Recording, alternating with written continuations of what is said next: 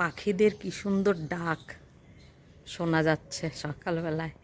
রোদ্দুরে উঠেছে বেশ ভালোই। তো শুভ সকাল বন্ধুরা, আপনারা কেমন আছেন? আমি ভালো আছি। তো আজকের ব্লগটা আমি এখান থেকেই শুরু করলাম। তো এই যে সামনে দেখা যাচ্ছে কচু।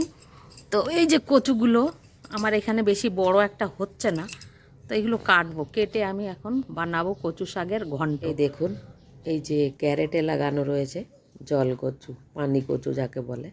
তা আমি ছোট হয়েছে, বেশি বড় হয়নি গাছগুলো। তো এইগুলো কেটে নিচ্ছি। কেটে আজকে ইলিশ মাছের মাথা আছে, তো সেই মাথা দিয়ে এই কচু শাক দিয়ে ঘন্ট বানিয়ে দেবো। এটা আমার বরের খুব পছন্দ। আর এখানে তো পাওয়া যায় না কচু শাক, কিনতে পাওয়া গেলে নিয়ে আসা হতো। তো মাছও পাওয়া যায় না, দিল্লি যায়, দিল্লির থেকে নিয়ে আসা হয়। তো সেই জন্য এই মাছগুলো রয়ে গেছে মাথাটা। তো এই কটা কচুর ডাঁটা উঠালাম, মানে কেটে নিলাম। তো এই কচুর ডাঁটা দিয়ে ঘন্ট বানাবো। তো এই যে আমি কচুর ডাঁটা ছাড়িয়ে বেশ ছোট ছোট করে কেটে নিয়েছি, আর সেদ্ধ করেও নিচ্ছি। যদি গাল চুলকায়, কোনো ভরসাও নেই এখন সময়। তা এই যে গরম জলে ধুয়ে এগুলো সেদ্ধ করতে দিচ্ছি। তো চিংড়ি মাছ দিয়েও ভালো লাগে কচু শাক। চিংড়ি মাছও আছে, আবার ইলিশ মাছের মাথাও আছে, কিন্তু ইলিশ মাছের মাথা দিয়ে খেতে চাইছিল, সেই জন্যে এই যে কচু সেদ্ধ করে নিয়েছি। আর এই যে কটা পুঁটি মাছ এইখানে পাওয়া যাচ্ছিল, জল হয়েছে তো সেদিনকে পাওয়া গেছে। তাই এই যে আমি কড়াইতে সোমবারা দিলাম তেজপাতা, লঙ্কা আর রাঁধুনি সোমবারা দিয়ে আমি কচু শাকের ঘন্টটা বানাচ্ছি। আর ইলিশ মাছের মাথা দিয়ে, ওই যে ছোট্ট একটা মাথা দিয়ে দিলাম টুকরো।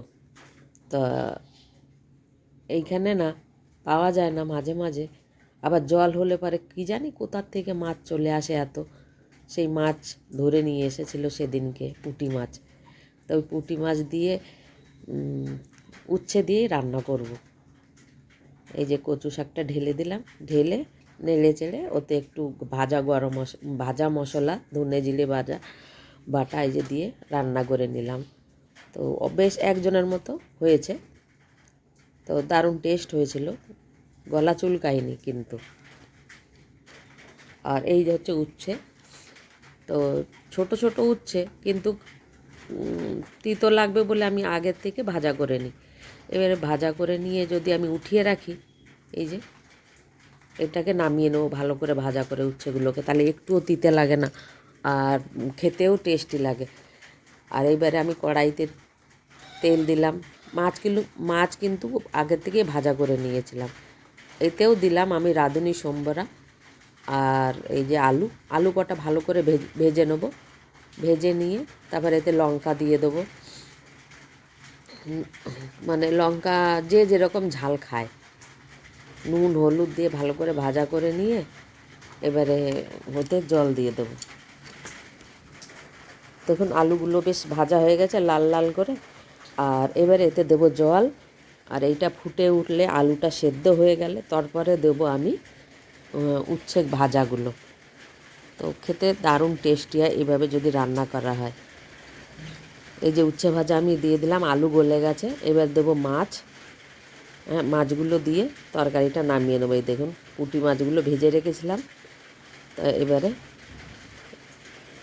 তরকারি একদম কমপ্লিট, ঢেকে দিলাম অল্প একটু সময়ের জন্য, এই যে মাছটা দিয়ে, যাতে একটু ভালো হয় টেস্ট খেতে। তো এই যে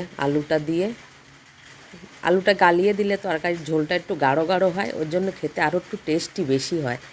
তো এই যে উচ্ছের তরকারি